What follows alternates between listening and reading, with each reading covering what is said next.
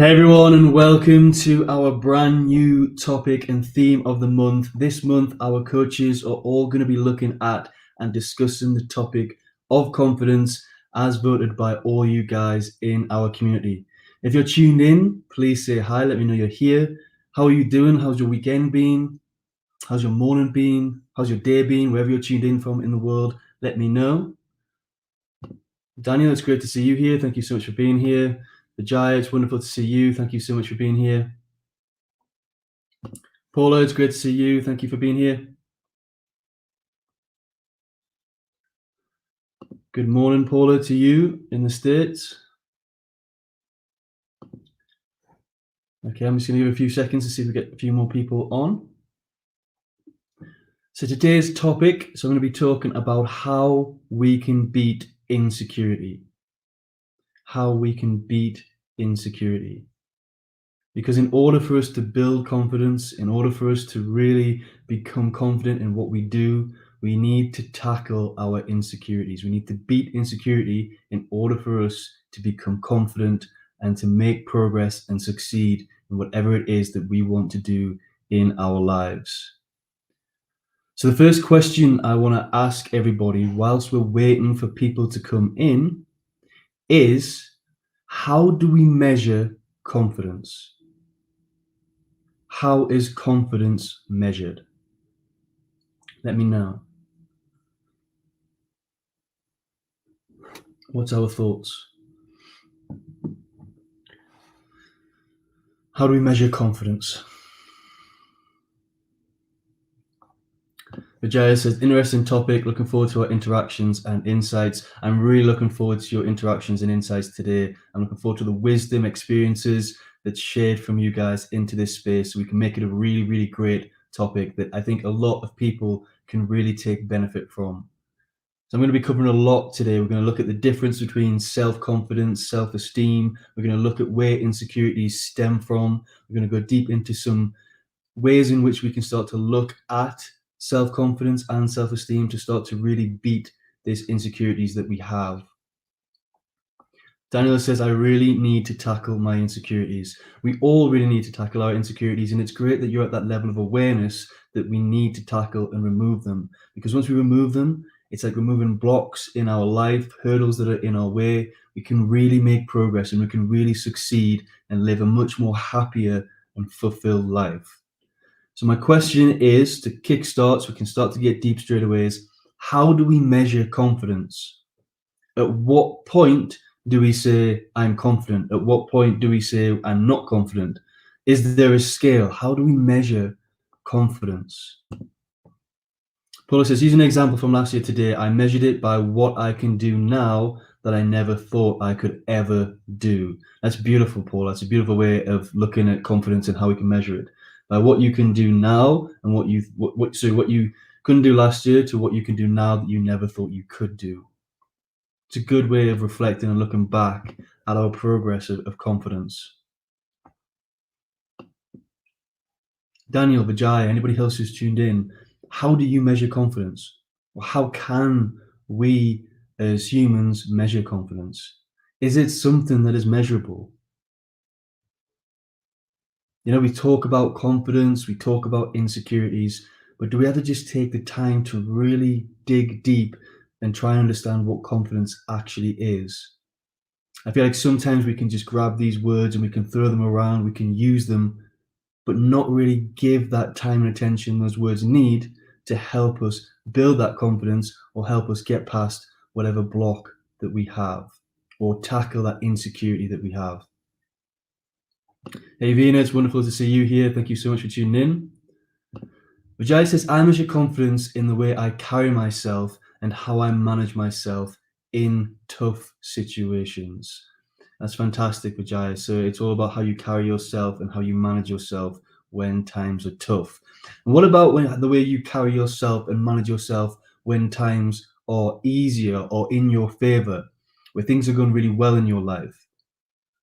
Are you still measuring the confidence there? And is it at the times of toughness that your confidence is down, and at times of where everything seems to be at ease, your confidence is up?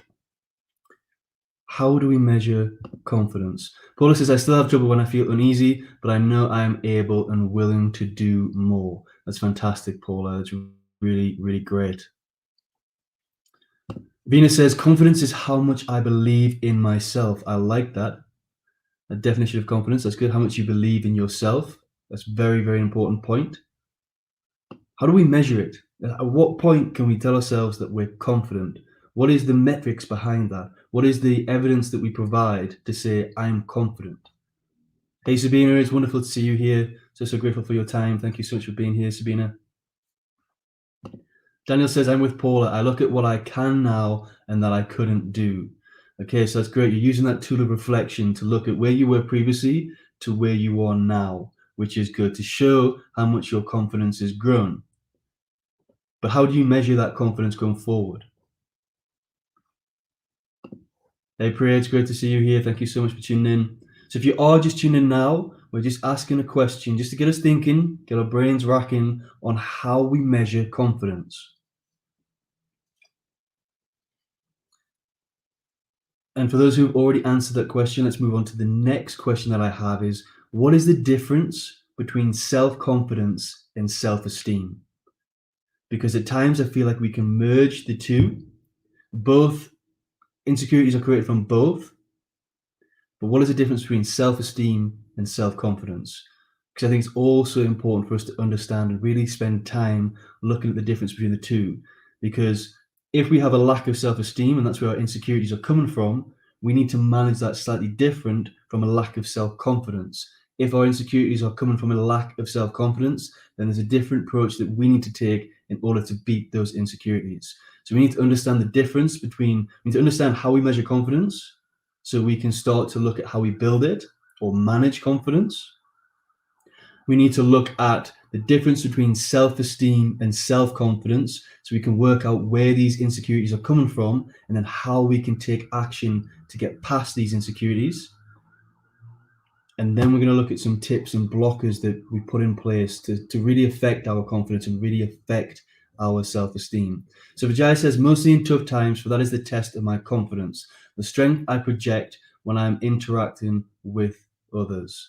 Now that's fantastic. It really is. And when you start to look at the tough times, I think confidence comes into play with faith as well. I think we need to really pay attention to faith during tough times, looking at what we can and can't do, but just having that trust and faith in the universe, God, whatever it is we believe in, just having that faith there too. Because if we have more faith, does that make us more confident? If we have complete trust that everything is going to work out the way we want things to work out, or that life is just going to, the universe is going to work for us, life is going to work for us, having a stronger faith, does that give us stronger confidence? That was just something that came off the top of my head there, Vijaya. So sorry if it's a difficult question. So Paula says, having that self-awareness is really key to me. I have to push myself more because I trust others' words and feedback to understand myself. And we're going to come back to that, Paula, later on today. Some really good points in there. Really good points. Hey, Adele, it's wonderful to see you here. Thank you so much for tuning in. Paula saying, self-esteem is how a mind feels about what it thinks, and confidence is how we feel and know about ourselves. Fantastic, Paula. You're getting onto the right lines of my perspective as well when it comes to self-esteem and self-confidence. Vina says, the way I used to handle the situation before and how I'm able to handle it now. So a lot of people are looking at their past, the way how they used to feel and how they used to manage situations to how they manage it now, to look at their level of confidence and to measure that. Sabina says, confidence is comparing myself, how I was yesterday and how I overcome problems and how I can take actions today with much strength. So that's good. Everybody's doing that same. How I was yesterday, how I was a couple of months ago, how I was last week, how I was 2 years ago, and where I am now, what I'm achieving. So it's, for me, everybody's looking at that. I'm gathering evidence to show that I can do more, I can succeed. And the more evidence that I have behind me achieving things that I didn't think I could do is what defines my confidence. This is what I'm hearing from the comments that are coming through. If I'm wrong, please correct me. Vijay says, self-confidence is an attitude. It also reflects my skills or the way I control myself. Self-esteem has an inherent and self-respect aspect to it, and that is the area that includes insecurities. No, fantastic. Thank you for sharing that, Vijay. That's a really, really great way to look at both self-confidence and self-esteem. I think for my personal perspective is insecurities can stem from both. I think we can get insecurities from a lack of self-confidence and insecurities from a lack of self-esteem also. Daniel says, if I knew everything was going to work out, then I'd be very confident. Fantastic, Daniel. So faith, having just faith and trust in everything in life can really help build that confidence. So that's one thing we can start to do is how do we find that faith? Yes, when you trust the process and universe, have faith, it helps you to hold on to onto self-confidence longer, makes us sort of more resilient. That's fantastic. Paul says it's a deeper awareness within. It really is. So some really good insights and wisdom coming through from you guys today. It's absolutely fantastic. So what I want to pitch in terms of when I was thinking about this question myself and I was preparing for today's live session, I was looking at how I measure confidence. How would I measure my confidence? And I'm slightly different from everybody here, so I don't look back and reflect on what I used to do. For me, confidence is a feeling. It's something we feel. And I think confidence and energy are very, very intertwined. The higher our energy, the higher we are in our energy and our vibrations, the more confident we're going to be, the more confident we're going to feel. The lower our energy and the lower we feel, those more negative emotions we feel and we absorb, the lower our confidence and self-esteem. So for me, when we measure confidence, we measure self-esteem, it's all about our feeling. It's an internal feeling that we have on our ability to do something, or in terms of self-esteem, on how we are as an individual and a person. So for me, the difference between self-confidence and self-esteem is self-confidence is based on our abilities to do or not do something. So the more self-confident we are, the more we can succeed, the more we can achieve, the more we can step out and really put our skills and abilities to the test.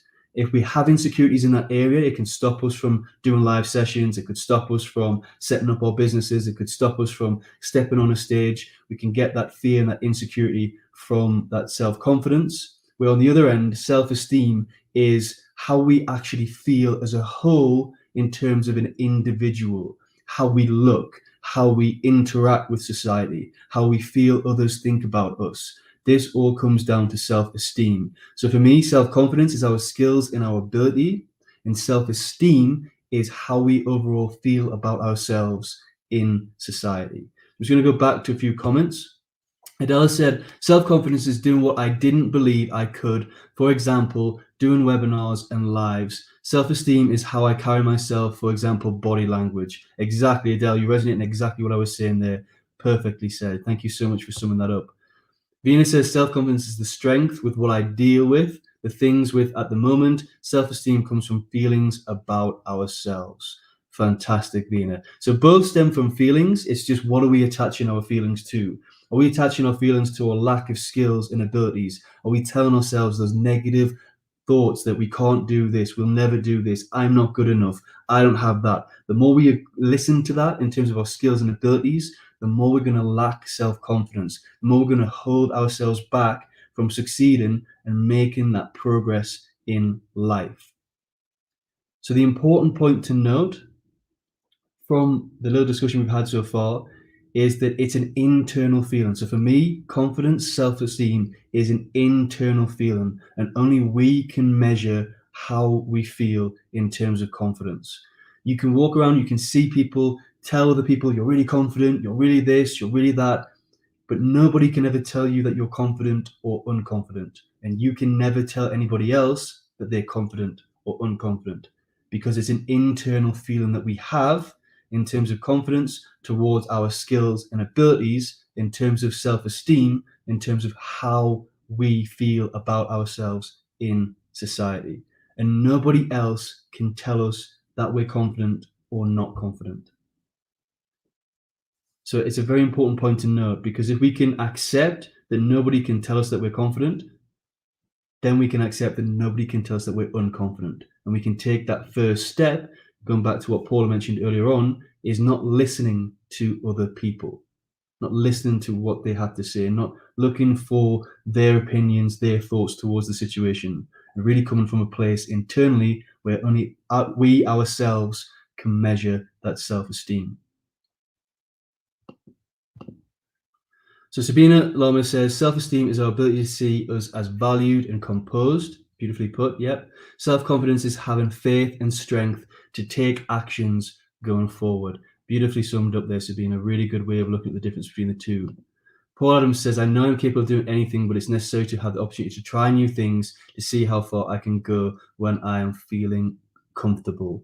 No, fantastic. That's really, really great that you're putting that forward, Paula. And, confidence is a wide topic. We could talk about so many different things in terms of confidence.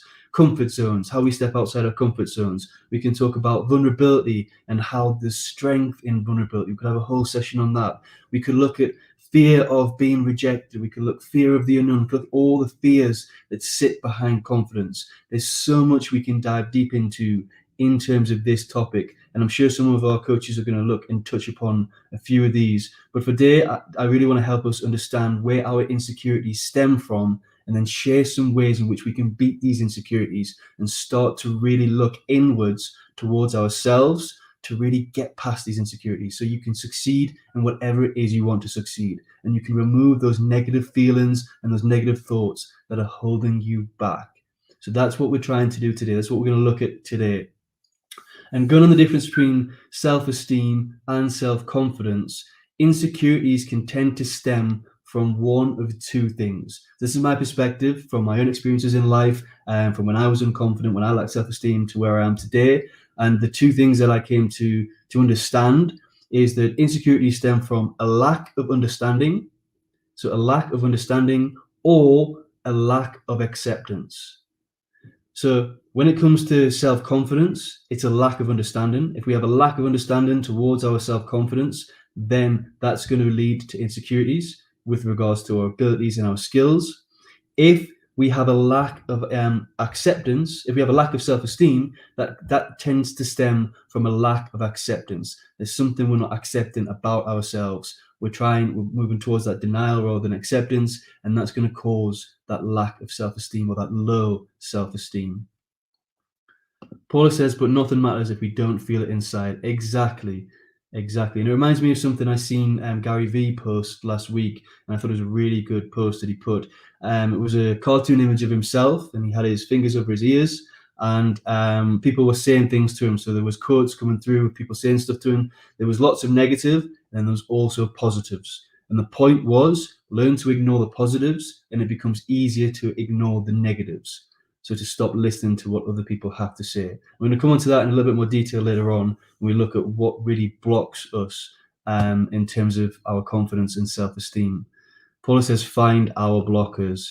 No, definitely. We need to find the blockers and remove them so we can really step into who we are as an individual and really, really take off and get past and beat these insecurities. Okay, so for me, self-confidence comes from a lack of understanding. So let's take an example, okay? If I was to ask you to go on a stage in front of 100 people and give a presentation on metaphysics or physics or maths or something that maybe we've got a few mathematicians in here or physicians in here, and this might be an easy, different answer for you, but let's just say you know nothing about that topic, and you're asked to stand up in front of a group of 100 people to talk about that topic. How are you going to feel? How would you feel presenting a presentation on physics when you know nothing about physics? How would that make you feel? Venus says lack of self-esteem leads to lack of self-confidence. It can. It really can. But also a lack of self-confidence can lead to a lack of self-esteem as well. It depends where it's stemming from. If your thoughts are really stemming from a place of, I don't have belief in what I can achieve, what I can do, I don't have skills, I don't have that, and you're lacking that self-confidence, and that can also start to affect your self-esteem as well. So I think they're both, what's the word I'm looking for? They're both intertwined. It can come from either or. Paul says ill-prepared. So we're going to feel really unconfident. We're not going to feel great. We're not going to feel confident stepping in front of a stage in front of 100 people presenting on a topic that we know nothing about. Because when we think about confidence and we feel confidence, It comes from understanding. And if we know nothing about that topic, if we don't have an understanding of what we're about to present, then we're going to feel unconfident. But if I was to ask you to step on stage and talk about one of your best friends or a favorite family member or one of the closest people in your life, I'm sure you would feel a lot more confident stepping on that stage and talking to 100 people. Now, we need to look at this in two ways, because talking in front of 100 people, that links to self-esteem. That's a different kettle of fish. But let's just say you want to this the talk, the context and the content behind the presentation that you're given. You would feel a lot more confident going out and speaking on a stage of 100 people if you were talking about a best friend, somebody close in your life, or a dear family member. You would feel much more confident stepping forward there because you have a full understanding. You feel comfortable, you have a full understanding of that topic, and you can go out there and you can talk about it. But if it's something we don't know, something we don't understand, that confidence is going to be lack. We're going to lack that confidence to step forward and share something that we know nothing about. So Vijay says depends. If I have the time to practice, I can pull it off. Also do some groundwork of knowing my audience. If it is impromptu, the lack of repetition, self-confidence can reflect. Now, 100% Vijaya, it all comes down to the time we have to practice, we learn, our intelligence, all that sort of stuff. So if we really put in the action to start to understand that topic, understand what is asked of us and what we have to go out and present, then we can step forward and be more confident. So this is great because it's a bit more evidence towards the point I'm trying to make, is that the more understanding that we have on whatever we present, the more confident we're going to feel. So when we're starting to bring that back to us, if we're lacking self-confidence, then we are lacking an understanding of ourselves. There is stuff that we don't understand about ourselves. And I'll come on to that in a second after I've gone through these comments. Savina says, prepare, research about it, and practice. 100%. Daniel, I need to learn to be happy within. I always look to others for praise and feedback instead of praising myself and giving myself feedback after I've done something. 100%. 100%. You need to stop looking from others for praise and feedback and really give it to yourself and acknowledge what you do. Because Daniel, you do some really, really fantastic work. But you need to acknowledge that, you need to step into it. And you get to a stage where you use feedback, not because the shift you need to make when it comes to the mindset of feedback is you're not looking for feedback to make yourself feel a bit more valued, to make yourself feel better. When you get more confident and you build your self-esteem, you get to the point where any feedback that you're looking for from people is constructive to help you grow. You want to know what didn't go so well, what went well, so what you can continue to do that went really well, and what didn't go so well, so you can continue to grow. So a good shift in that sense of the mindset we have behind feedback is moving from that need for validation, that need to feel valued by someone else, to actually, how do I get value from this feedback? How do I use this feedback and get something that's going to really benefit me to grow and move forward past these insecurities? So the important point that I'm trying to mention today is lack of self-confidence comes from a lack of understanding of ourselves. The more we understand something, the more confident we're going to feel. So what do I mean by lack of understanding of ourselves? So who here knows and fully understands their core values? Who understands their maybe they're 3, they're 6, they're 10? Who knows their core values and who lives by their core values? Paula says, full understanding is where confidence comes from. 100%, Paula.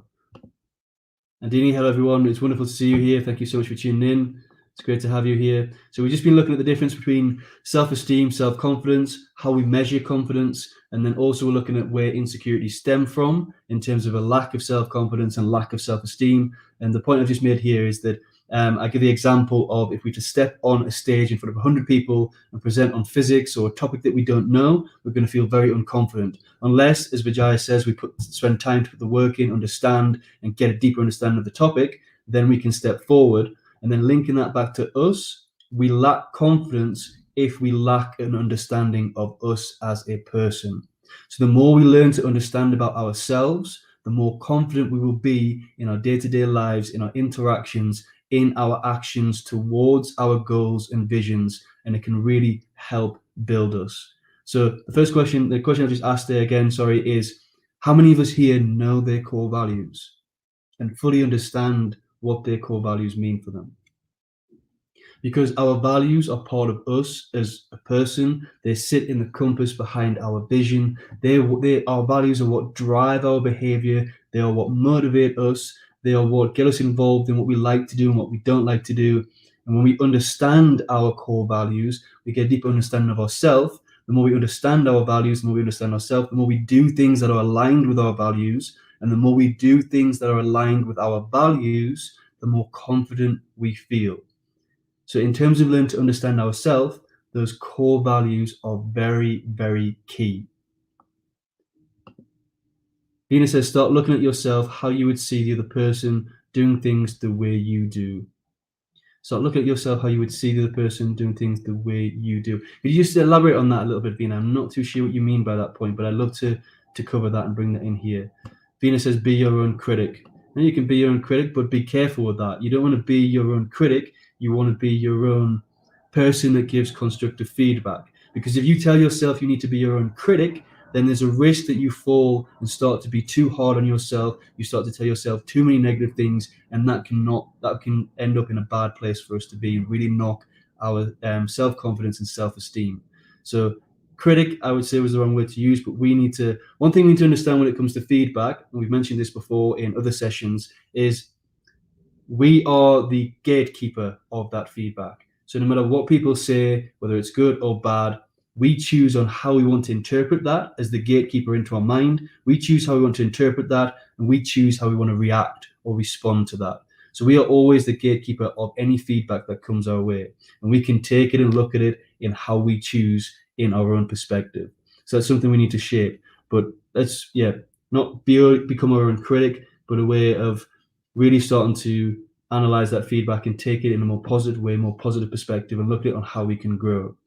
But it's also important to seek that feedback from others, because if we're too involved in our own mind, then we might not see where we're going wrong and we might not see where we're going right. So it's really good to actively get that feedback from other people in terms of helping you grow. Not for validation, but just so you can help you grow.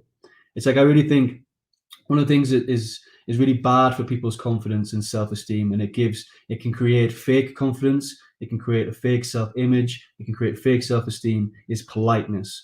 We tend to be so polite in our day-to-day lives that we can feed people's egos or self-confidence in a way that's not going to be great for them. Because it's like, for example, let's say your partner or someone in the family cooks you a meal and you really don't like that meal, and you want to be polite and tell them, yeah, this is great, because you don't want to give them that honest feedback. You've got that feeling that you're going to hurt their feelings because they've done something nice to you. But there's a way in which you do that. You can appreciate that they've taken out that time and effort to cook you that meal. But if you tell them that's great, then there's a risk that you can knock their self-confidence down in the future. You could say, oh, that's the best meal I've ever had. Be polite. It's really nice. And then next week, their partner or that family member goes and cooks the same meal for 10, 12 people. And all of them are like, oh, this is disgusting, blah, blah, blah. Later down the line, their self-confidence could be knocked. So we need to be very careful with politeness as well, and making sure that we're honest towards people. So again, a little bit off track to what I wanted to cover today, but I think it's a really important point in terms of feedback. And I was going to cover this later on when we look at some of the things that can block us. And one of them is the opinions of others. So we need to be really careful with the opinions of others and what opinions we buy from other people. But yeah, try not to be polite, but don't be dishonest. Give people that constructive feedback that they need, because there's a risk they go out and then someone else will give them that honest feedback and it'll hit them a lot harder. So Del says, I know and understand them, and engaging with things that help me grow further. Important to be aligned. Now that's fantastic. So those of you who do know your core values, Sandini says, my core values are kind, honest, acceptance, family. That's beautiful. Vijaya is saying, yes, she understands her core values, and living by them helps us exude our self-confidence. Really does.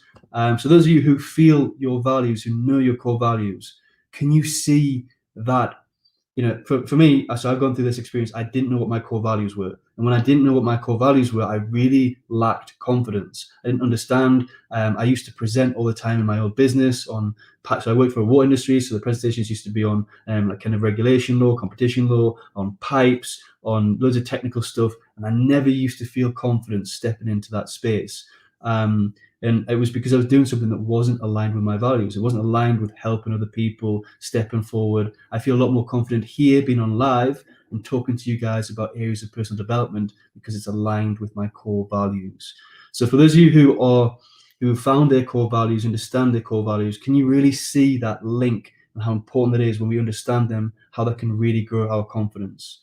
So if we start with our values, it's a good starting point to really understand ourselves. So Paul Adams has said, I was always my worst critic, so I had to end that part of me because it held me back. 100%, it can really hold us back. We can be too hard on ourselves, and that can really affect our self-esteem and our confidence. Venus says it's how we appreciate the things they do. Start appreciating yourself like that. That's what I meant by being critics. See yourself the way you see others, and then do things. So be kind to yourself. So analyze it, give yourself feedback, analyze, reflect on everything, your abilities, who you are as a person, but be kind to yourself. I think it's an important thing to add there. Thank you, Venus. Paula says, I feel that sometimes when people use the same words over and over again, it comes across to me as insincere. Can you give some examples of that? I think I know what you mean there, Paula. But yeah, if they have to me, if someone has to go through the need of constantly saying the same thing over and over again, then it's not needed. If you really feel it, then it's more on the actions rather than what's being said. So it'd be good to get an example there, Paula. Venus says, my core values is simplicity, honesty, hard work, trust. Fantastic. Sabina, my core values, respect, responsibility, and bound with honesty and integrity. Now that's fantastic. And now when we know our core values, we understand our core values, we know what we can do, what behaviors, what path to take in life that is aligned with our core values. Now think of doing something that isn't aligned, Sabina, for example. I'm just using you because you're on the screen at the moment. What if you were to do something or interact with people that didn't show you respect, that didn't allow responsibility, that were dishonest, and they lacked integrity? How would that make you feel? On opposed to the other side, if you're doing something that had respect, that had responsibility, that had honesty and had integrity, it makes us feel a lot more better within when we're doing things that are aligned with our values. When we feel a lot better within and we understand those core values, we feel a lot more confident. Can everybody who's got their core values feel that the really importance of understanding those values and how that can really help us build our confidence, because we're getting a deeper understanding of who we are, what drives us, and what motivates us?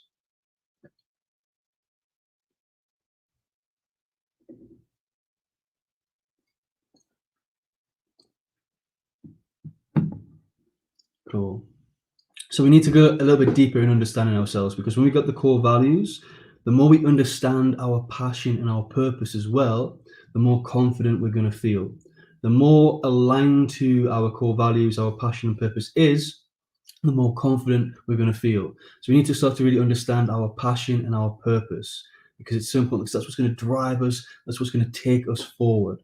And whenever we're doing our actions, when we're going about our day-to-day lives, the more in tune with our passion and purpose we are, the more we can make success, the more we start to not care about what other people think, the more we're focused on what we need to do, and the more we can really pull forward. If we don't understand our passion and purpose, we are all over the place, trying different things, trying to understand what we like, what we don't like, and that can really affect our confidence. It can make us feel lost. It can get us to the point where I don't know what I'm doing with my life. I'm really confused. I don't know what's going on. And that can start to really affect our self-esteem as well as our confidence. Where if we're clear on this is the area that I love, this is my passion, I love to do this, my purpose, that passion and purpose, that energy. So linking back, I think confidence is so intertwined with energy. Living the core values, living that passion and purpose gives you that high energy that you need to really step forward into your confidence and into your full self-esteem. So understand our values, understand our passion, and understand our purpose. Adele said that would make me feel incompetent and cause self-doubt. 100%. If we're doing something that's not aligned with our core values, you can feel like if you link confidence to energy, you can start to really feel, when something's not right with us. And we can tend to say, right, it's a lack of self-confidence, but it could be really a clash of values. We're being asked to do something that goes against what we believe in, what we stand for, what our true beliefs are. And then we can cause that to a lack of confidence when actually it's a clash of values. And if we were to just tweak that, adjust it, and do something that is aligned with our values, then we can really step into that place of confidence. Then much said, mine is kindness, service, respect, and humor. They really motivate me loads. And that's fantastic, Daniel. And when you've got this, when whatever environment you're in, whatever interactions that you have, whatever you're setting yourself out to achieve, just ensure that it involves kindness, service, respect, and humor, because that's when you're going to really step into that confidence and really take yourself to that next level, Daniel. Paul Adams said, when a few old friends and some new would always say the same words, no matter how I reacted to them, I found them repeating themselves and not looking at me. Now, sometimes people can get into automatic responses. It could be due to them not listening. They're just surface level listening. They just listen to respond. And I've seen it from a lot of people. They can just have a standard response to things. It's just an automatic response they've created to certain situations because they're not given that time and energy to listen to us a little bit deeper. Paul says their words are more about them than me. Yeah, we can get people that always like to turn any conversation back onto about themselves.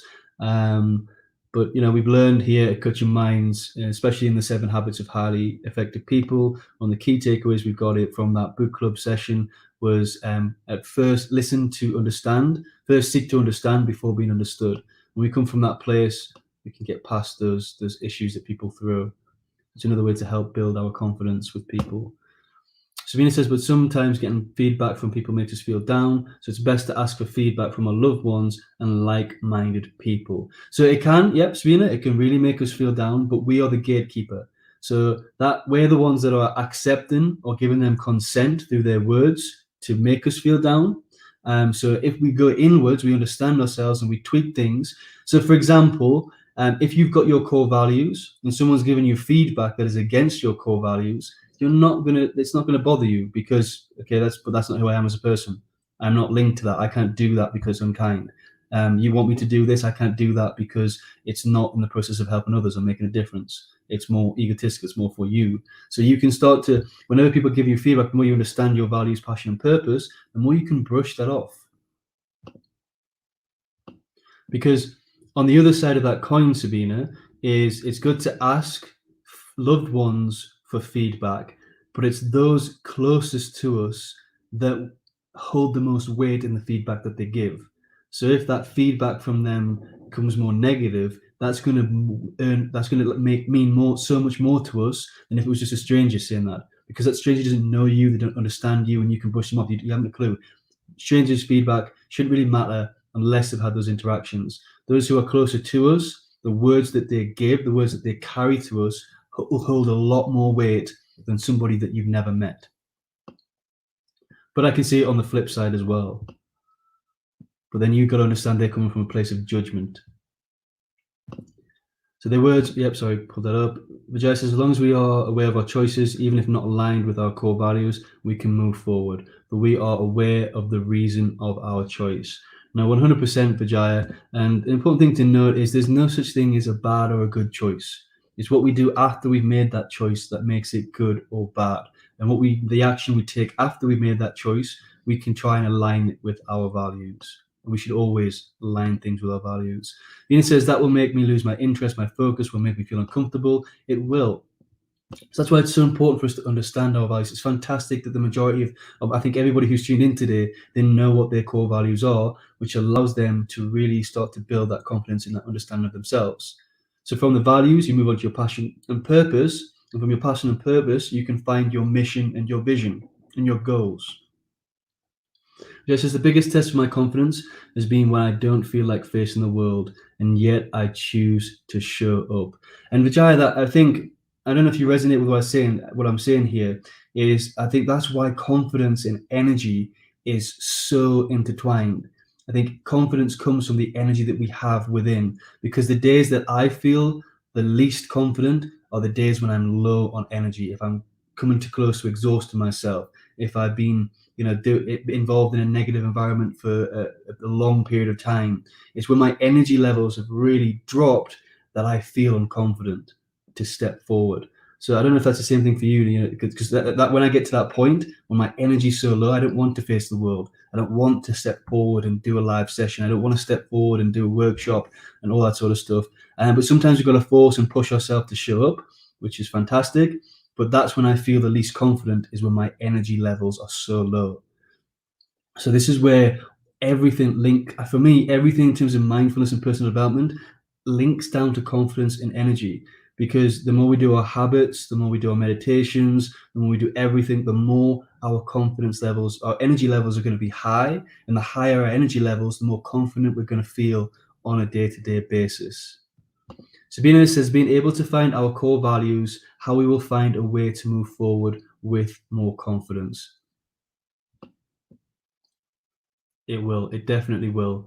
And then from our core values, we can feel our passion, we can find our purpose, we can set ourselves a mission, we can set ourselves a vision, we can set ourselves goals. And then when you've got that clear in your mind, you know what your values are, you know the direction you're heading, you know the things that you love to do to keep that passion like flowing through you. Then when you're on that path and you're moving towards it, you're going through it like a steamroller, full of confidence. You just have full confidence. So the more we understand more about ourselves, the more confident we can become. And this is not something you just do once. You don't just understand your goals, your values, your vision, your passion, your purpose, and then that's it. You're going to be confident for the rest of your life. Confidence is something we need to manage and work with on a day-to-day basis, because we are going to get hit with those negative feedbacks when we're on that way, we're on that vision. Someone's going to come and try and knock us off that path, or something's going to happen in life. There's going to be a challenge faced, and then we need to understand that if we have that mindset of, how do I understand this challenge more? How do I understand where this person is coming from? How do I ignore this person if it's not worth the time and energy? Then we can have that mindset to really get past that block or that person that's trying to knock us off. So what we need to do is, when we're on that path, when we're sure of our values, when we're sure of our passion, we're sure of our purpose, and we're just driving towards what it is we want to achieve in life, then nothing can stop us. Nothing can knock us off. If someone comes, it's not enough just to do that. If something comes, we need to have that mindset to, again, overcome that blocker. Okay, not let anybody get in your path, in your way. You need to have that strength to really power through. Paul Adams says, I used to put my value on myself based on how Frank and my siblings felt about me, but now I listen to myself because I value myself now and no longer looking for validation. That's absolutely amazing. And that can really, it's a good way to really boost our self-esteem. When my energy is low, I know two things. I am being challenged, and two, I need to listen to my body. Wonderful, Paula. Thank you so much for sharing that. Sabina says, it will down my confidence, but I will take it as feedback even if they don't give us the same respect we are seeking. For changing perspective and moving forward, understand our purpose is what we can do. So no, 100%. And it's coming, if we want to go to a deeper level of confidence and feeling, okay, we feel a lack of confidence if we are more welled up with fear. If we've got more fear within us, then we lack self-confidence. If we've got more love in us, then we really have a lot more confidence. So in order to really be, this is, again, we talk about faith. Faith is lack of confidence. I think everything feeds into confidence. So we talked about faith earlier on, but now we're talking about love and how love can really, if we always come from a place of love, we're always going to be feeling confident because we know our intentions are pure. Whatever people come back with, we're going to take it open, with an open mind, in the sense of love. And we can really start to, so if it's a stranger, we can start to, if we come from a place of love, and the feedback, no matter how negative it is about us, no matter what they're saying, if we always come from a place of love, we're going to come from a place of confidence. If we've got fear in us, if we're welled up with fear and a lot of fear within us, and we come from a place of fear, that's going to cause even more fear when we tackle that feedback that comes from someone. We're going to look at it in a very negative perspective. So how do we get to that place? So you want to go real deep and on a bit more of a spiritual way or perspective of this is, but how do you get to that place of where you always come from a place of love? Because if you always come from a place of love, you're always coming from a place of confidence, because you fully understand your intentions, the purity of where you're coming from, and you can start to really look at the words that are being shared with you from that other person always in a positive light. So you can take the learning from that. Because at times, okay, they might be acting from their own insecurities. Sometimes they might have some really good feedback for you, but they just don't know how to communicate that with you. And they communicate that with you in a way, so their intentions might be pure, but the way in which they're delivering the message is not great. It's quite it's hard to understand. So come from a place of love, you get to understand that a bit deeper. Come from a place of love, if people are coming from bad intentions, then you know that if people come from bad intentions, it's coming from their own insecurity. I posted something on my story the other day, and it was really, really powerful that I had to share it. It was whatever you say about me is a reflection of your insecurity. However I receive it is an awareness of me. It was something like that. It was a really profound quote when we come to feedback. So however we receive or respond to what's being said is an awareness of us. However they respond or react is a level of insecurity of them or something like that. I can't remember it fully, but it was a really good point on what you're sharing there, Sabina. So we always come from a place of love. Savina says it all comes with how much we trust our actions, the pure intention behind it. Yeah. So we get those core values, we get that passion, we get that vision, we get that purpose, we get that full understanding. We always come from a place of pure, good intentions. We cannot allow our confidence to be knocked. We always come from a place of love. And he says, I can be super confident in one area and feel not confident at all in other areas. And that comes from just that lack of understanding of the fact that we've not put time and energy into that area. And, this is not something we do once. Confidence is not something we just build. It's something we manage through our energy levels. And if you think about anything you're doing, anything you're learning, you get that confidence. That confidence builds. The more time you put into it, the more you tend to understand that certain area. So, for example, you might feel confident stepping live. So, for example, the coaches that we have here, you might be confident going on podcasts, stepping live, doing workshops, but you might not have that confidence yet on that one-to-one coaching that you do with your clients. But that will come over time where you understand how to do that. The confidence is built. So our confidence is built by the amount of time we spend on ourselves and understanding ourselves. If we're not putting the time into our personal growth, into understanding who we are as people, then we're not going to build that self-confidence. Paul Evans says, thank you to everyone here sharing because it opens my mind up to more perspectives. It really does. There's some really, really great perspectives and great stuff being shared here. It's absolutely fantastic. Vijaya has said, yes, makes sense. When I am low on energy, I step back and work towards building my energy. I try to be conscious of the energy I bring to the table, for I know it can affect people around me.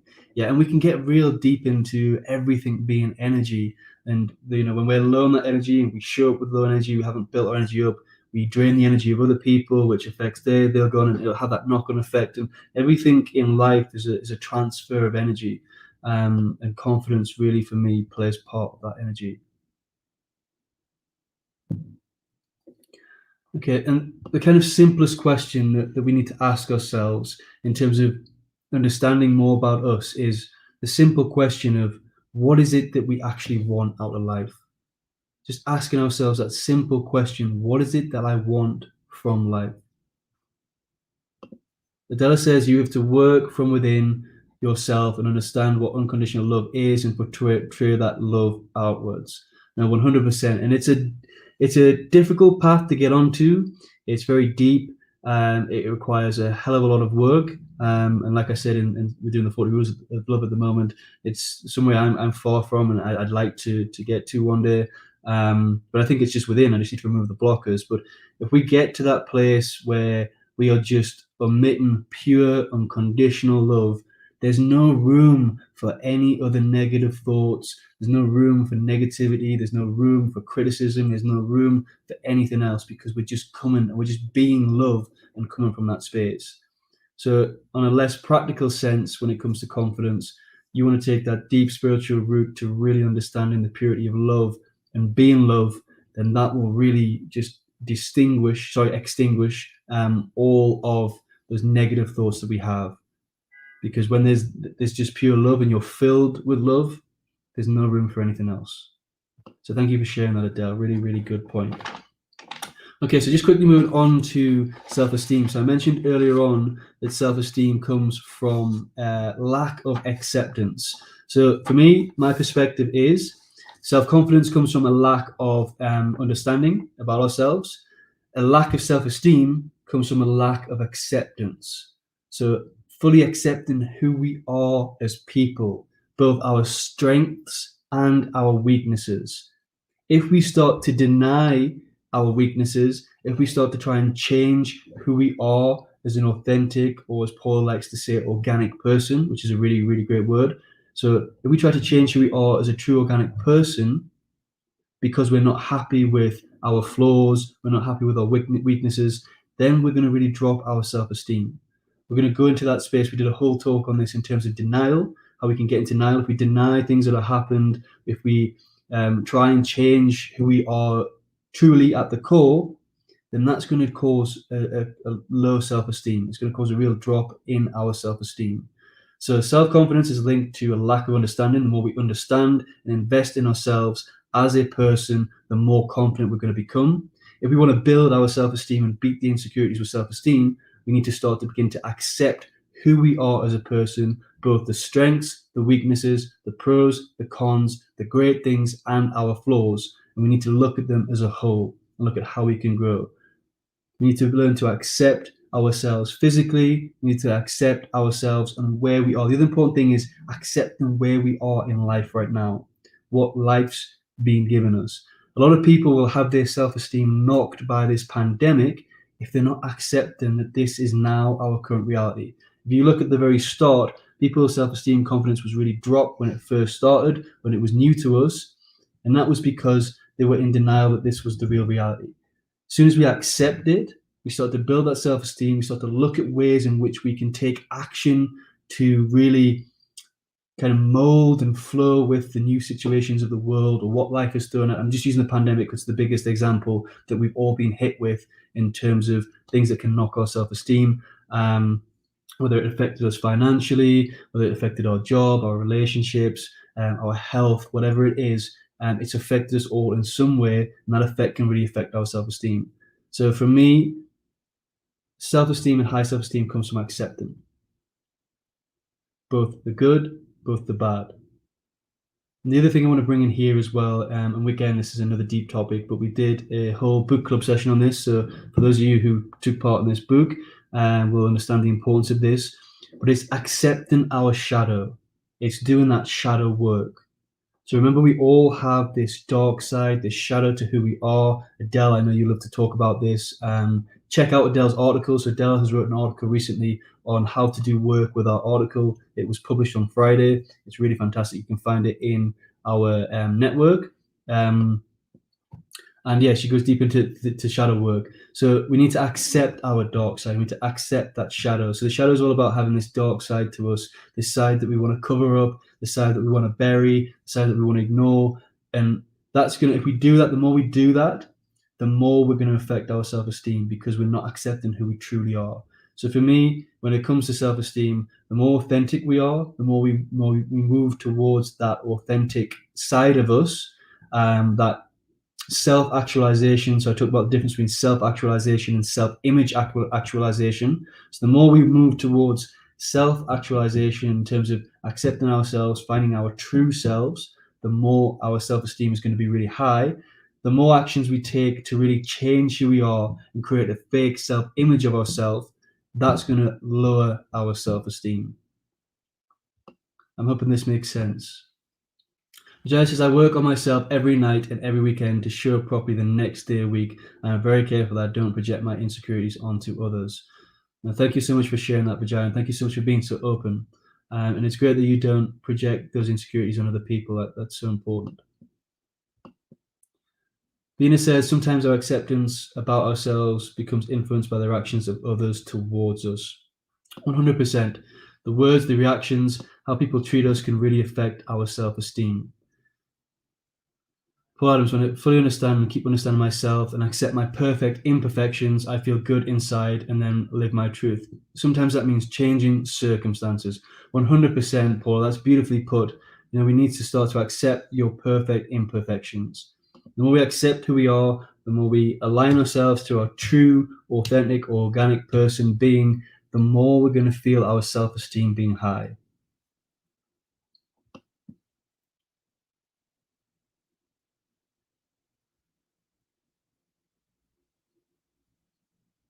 And the other thing that comes into this as well is working on our ability to accept the mistakes that we make. taking responsibility for them, and really moving forward. Somebody with low self-esteem, and this is quite obvious, anyone who've got low self-esteem, they will react to mistakes they make. They will try and deny that those mistakes happened or they were the person that made that mistake. So the more we work on accepting the mistakes that we make, understand that we have responsibility to really change and take action to correct that mistake, that will help boost our self-esteem too. The more we focus on trying to deny or putting blame onto somebody else or something external, that's going to really drop our self-esteem because we're not being honest to ourselves. We're not showing integrity towards ourselves. We're not being true to what actually happened or what occurred. So self-esteem is linked to acceptance.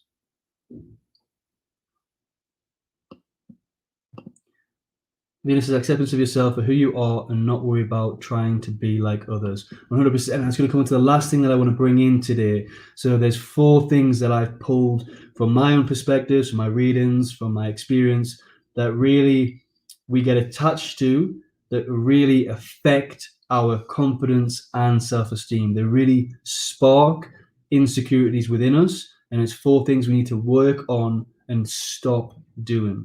So 2 of them are external. So there's 2 C's and 2 O's.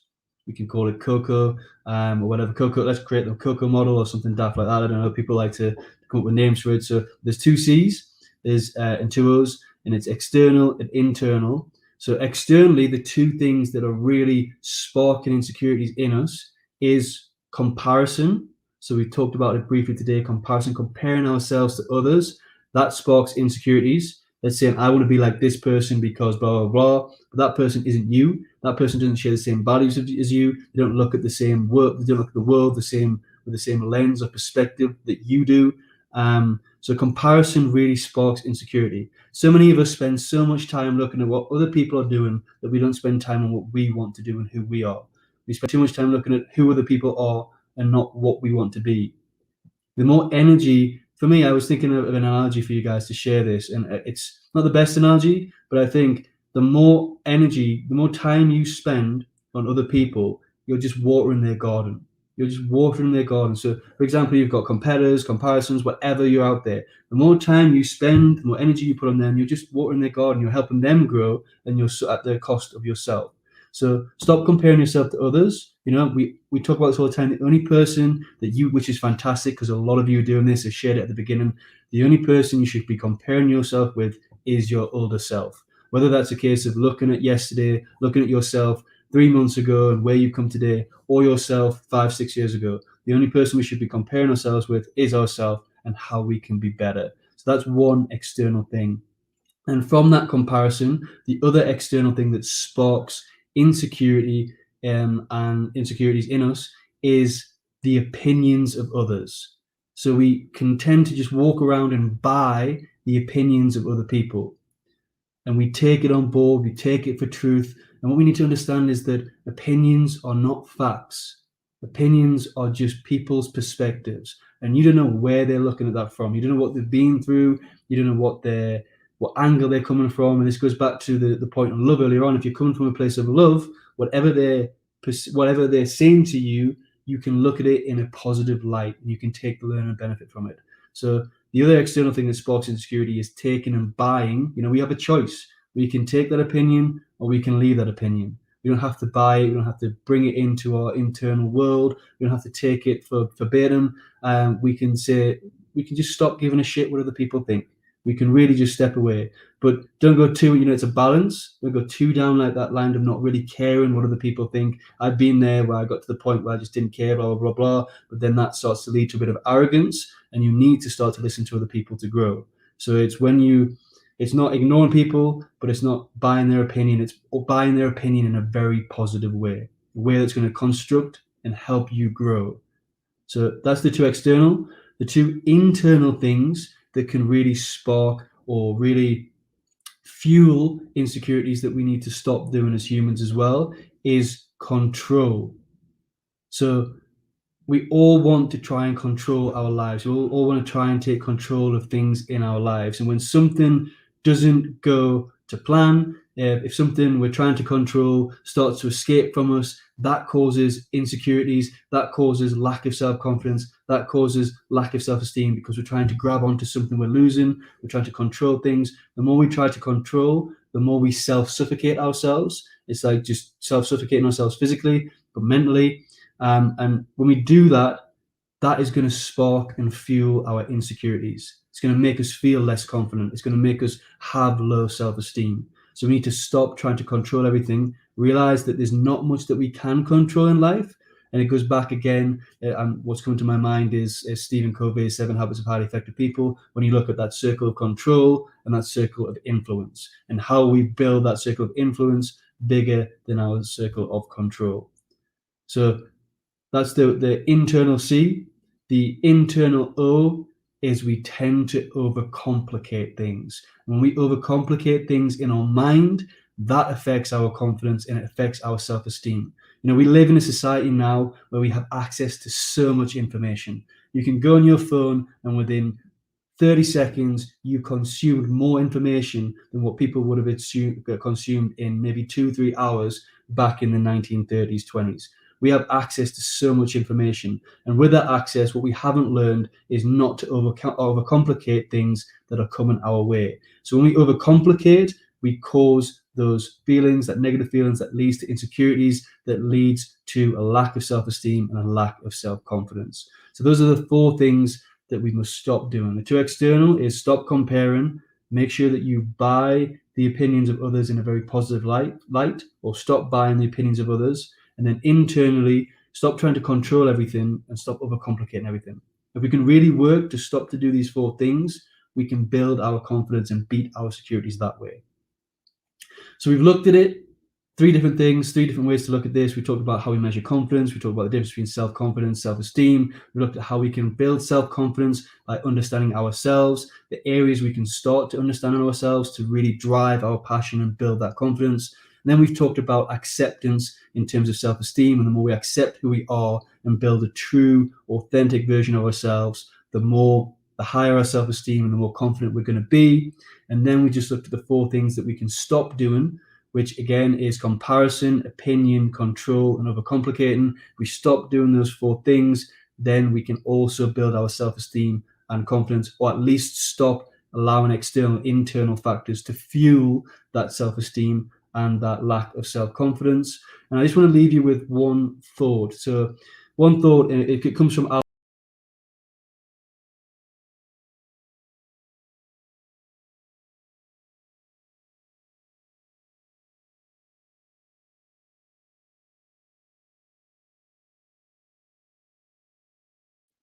sorry, got off the bit of a pulled a bit of a trick there, hide and seek. Cool. So I just want to leave you with a thought.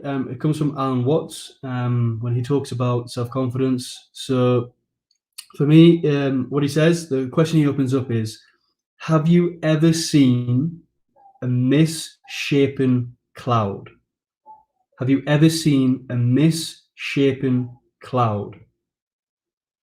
Now think about that just for a moment. I just want to leave you with this thought for today. Have you ever seen a misshapen cloud?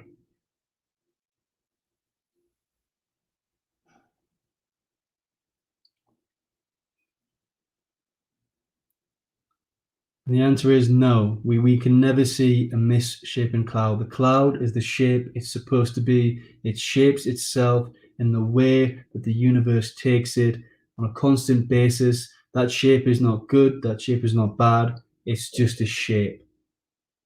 And he encourages us to be like a cloud. If we want to have full self-esteem, we want to beat all our insecurities, we want to have full self-confidence, just be like a cloud. Understand that that's your shape. You're going to shape at different stages in your life. You're going to maneuver. Just be like a cloud. So I'm going to leave you with that thought today. And I just want to say thank you so much to everybody who's tuned in. Some really, really great discussions. Lots of good stuff come through. I'm going to go and put up a few comments just to close.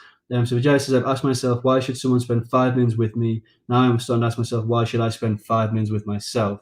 What am I bringing to the table for myself, not just for others? That is an amazing piece of wisdom there, Vijaya. Thank you so much for sharing that.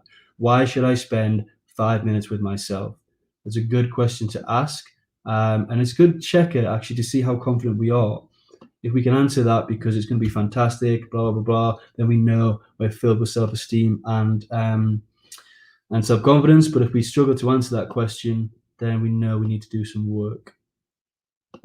Vijaya again, it says, love the Coco model. Good one, Paul. Thank you for a great session and insightful interactions. Now, thank you everybody here, especially you, Vijaya, as well, and Paula, Adele, Sabina, Priya, Daniel, Vina, everybody who's tuned in today. Thank you so much. You've really shared some really good insights, some really good thoughts, some wisdom to really shape today's session the way that it's gone.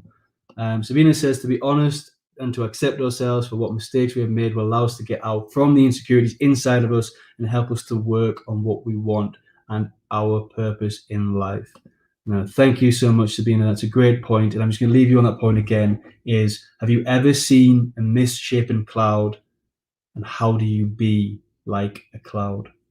So thank you so much, everybody. Have a great week ahead, and I'll connect with you on whatever sessions you attend over the next week. And for those of you interested, if you want to join, I'm opening it up to everybody today. We have a DAO session at 2 p.m. UK time. So it's very different from a live here. We get together on Zoom. We really create a nice atmosphere with some candles. We bring a cup of tea. It's very chill, very relaxed. We read a verse of the DAO, and then we share our reflections and thoughts on what we think Lao Tzu is trying to teach us. So create a nice atmosphere, get your environment nice. We sit on a cushion on the floor, and we're connecting through Zoom. Bring a cup of tea, and let's just have a deep 20 minute to half an hour discussion on this topic. So it's open to everybody. If you want access, just drop me a message in the community, Kutch Minds. I'll quickly create an event that's public because at the minute it's just in my circle. But then, yeah, you're more than welcome to join today to really go deep into the DAO.